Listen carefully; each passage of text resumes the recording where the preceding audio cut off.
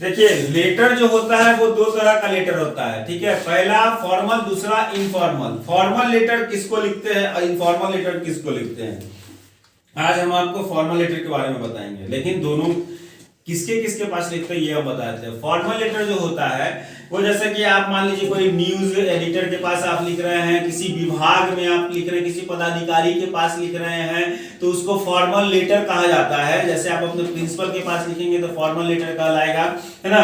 अब आ जाते हैं इनफॉर्मल लेटर। जैसे आप अपने किसी सगा संबंधी, दोस्त, महीम, है ना, पापा मम्मी, भैया भाभी, यानी किसी के पास आप लिखिए, रिलेटिव के पास में, तो वो इनफॉर्मल में चला आता है। तो आज शुरू करते हैं फॉर्मल लेटर से। फॉर्मल लेटर कैसे लिखते हैं, उसका स्ट्रक्चर क्या होगा, वो बनाएंगे कैसे, उसको रटना नहीं है, सिर्फ समझ लेना। अगर ये सब चीज आपको जो हम आज बताए हैं सेम यही आपको प्रोस्पेक्टस रहेगा, स्ट्रक्चर रहेगा, इसी आधार पे आपको फॉर्मल लेटर तैयार करना है, लिखना है कि आपके एग्जाम में आपको कितना नंबर उठ सकता है इससे। अभी तक हम लोग 2019 से पहले क्या सीख रहे थे, पहले लिख रहे थे क्या, यहाँ पे टू द जिसके पास लिखना रहता था, फिर सब्जेक्ट लिखते थे, उसके बाद डियर सर मैटर स्टार्ट करते थे। लेकिन 2019 के बाद से ये कंडीशन क्या हो गया, बदल गया है। अब क्या हो गया, इसका फॉर्मेट फॉर्मल लेटर का चेंज हो गया है। सबसे पहले हम लोग क्या करेंगे, किसी भी न्यूज एडिटर के पास में अगर हमको एक फॉर्मल लेटर लिखना है और बताना है कि हमारे मोहल्ले में जो रोड की स्थिति है वो बहुत ही खराब है और उसको प्रकाशित कीजिए अपने न्यूज़पेपर में, तो किस तरह से हम उसको लिखेंगे इंग्लिश में, वो देखिए। सबसे पहले कि जो पत्र लिखता है, यानी कि जो लेटर लिखेगा वो अपना एड्रेस लिखेगा। ठीक है, जहां से लिख रहा है वो अपना एड्रेस लिखेगा। एड्रेस में यहाँ दिखाएंगे, जैसे यहाँ पर लिखे B16-3 सेक्टर 9 मुजफ्फरपुर। हालांकि यहाँ पे ये सेक्टर उक्टर होता नहीं है, मुजफ्फरपुर में गली मोहल्ला का नाम होता है, तो अपना गली मोहल्ला का नाम लिखिए। नहीं तो आप एग्जामिनेशन हॉल में अगर बैठ के लिख रहे हैं तो आप यहाँ लिख सकते हैं एग्जामिनेशन हॉल मुजफ्फरपुर। ठीक है, उसके बाद में आएंगे, एक लाइन छोड़ के डेट देंगे, जिस तारीख को आप लिख रहे हैं वो डेट यहाँ पे आप दे देंगे।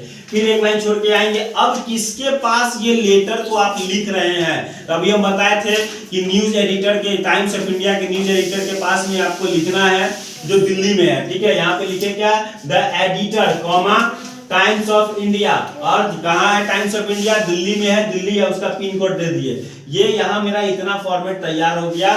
सबसे पहले क्या, अपना एड्रेस लिखे, क्योंकि हम लिख रहे हैं, हम अपना एड्रेस किस तारीख को लिख रहे हैं वो लिख दिए। अब किसके पास लिख रहे हैं तो वो लिखेंगे एडिटर के पास लिख रहे हैं। किस एडिटर के पास, टाइम्स ऑफ इंडिया का एडिटर कहाँ है, वो टाइम्स ऑफ इंडिया, तो दिल्ली में है, दिल्ली का लिख दिया। अब एक लाइन छोड़ के अब यहाँ देखिए बात आ गया, हम वही चीज यहाँ बताए हैं कि सब्जेक्ट यहाँ पे पहले नहीं लिखाएगा। जो हम यहाँ एरो का साइन देके देखिए पोजीशन चेंज किए हैं कि सब्जेक्ट नीचे आ जाएगा और डियर सर को ऊपर ले आएगा सब्जेक्ट के जगह पर। यहाँ डियर सर लिखाएगा, कॉमा देंगे और सब्जेक्ट अब नीचे यहाँ लिखाएगा।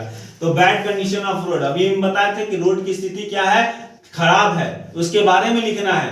तो ये हो गया। सब्जेक्ट आपका जो भी रहे वो फॉर्मेट आप क्या कीजिएगा, सब्जेक्ट जो भी आपको क्वेश्चन में दिया रहेगा वही आप सब्जेक्ट में डालेंगे। ठीक ना, तो यहाँ अभी हम बैड कंडीशन ऑफ रोड का सब्जेक्ट हम दे रहे थे, इसलिए बैड कंडीशन ऑफ रोड लिखे हैं। आप इफ टीजिंग का रहेगा, इफ टीजिंग डाल दीजिएगा, है ना। किसी भी तरह का सब्जेक्ट है वो सब्जेक्ट आप डाल दीजिए। ये रामबाण इसको बोलते हैं, इसको बोलते हैं रामबाण। रामबाण मतलब कि इसको याद कर लीजिए अपने जहन में, दिमाग में, कि ये अगर आपको याद हो गया आप फॉर्मल लेटर लिखने में कभी गलती नहीं करेंगे।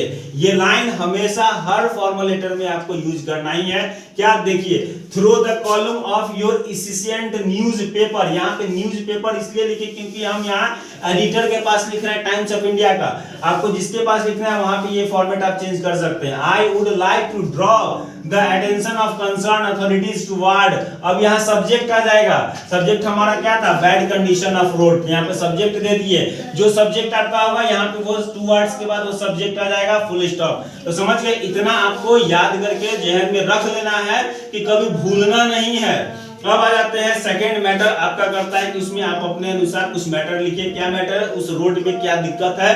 तो bad condition of road in ditch, मतलब रोड में क्या है, गड्ढा है, गड्ढा का, ये गड्ढा के कारण रोड की स्थिति क्या है, खराब है। तो हम एक लाइन में, आप दो लाइन में भी लिख सकते हैं, इस मैटर को बढ़ा सकते हैं अपने अनुसार। ठीक, अब थर्ड पैरा में आ जाइए। थर्ड में क्या लिखेंगे, एक लाइन छोड़ के, it will be good if you publish this in your newspaper and the concerned authorities will see the gravity of this matter and some measures will be adopt to तक लिखेंगे, उसके बाद वही मैटर आ जाएगा subject वाला, जो subject है वो सब्जेक्ट यहां डाल देंगे, ठीक ना।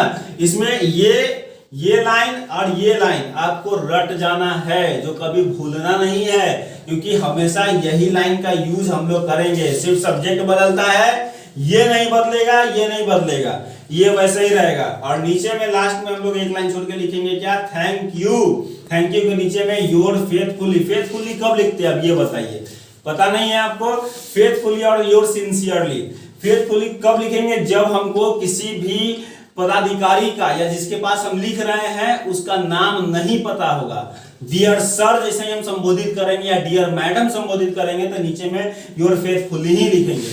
और जैसे ही हमको उस पदाधिकारी का नाम पता है, जैसे वो रवि सर है या सुनीता मैडम है, तो उनका नाम लिखेंगे तो यहाँ योर सिंसियरली का प्रयोग करेंगे और उसके नीचे में अपना नाम लिखेंगे। तो ये हमारा फॉर्मल लेटर क्या होता है, कंप्लीट हो जाता है। और इससे रिलेटेड अगर अब दूसरा कोई चीज पर फॉर्मल लेटर आता है तो मेरा सब चीज वही रहेगा, सिर्फ यहाँ सब्जेक्ट ये बदल जाएगा, जो जहाँ सब्जेक्ट देगा वो सब्जेक्ट चेंज हो जाएगा, ये मैटर पूरा वही रहेगा, यहाँ पे सिर्फ चेंज कर देंगे, ये पूरा वही चीज हम लिखेंगे, सिर्फ यहाँ पे क्या कर देंगे, सब्जेक्ट को लिख के कंप्लीट कर लेंगे। नीचे में मेरा वही, अगर नाम पता है तो यहाँ योर सिंसियरली, नाम नहीं पता है तो योर फेथफुली, नीचे कंप्लीट हो गया। अगला कोई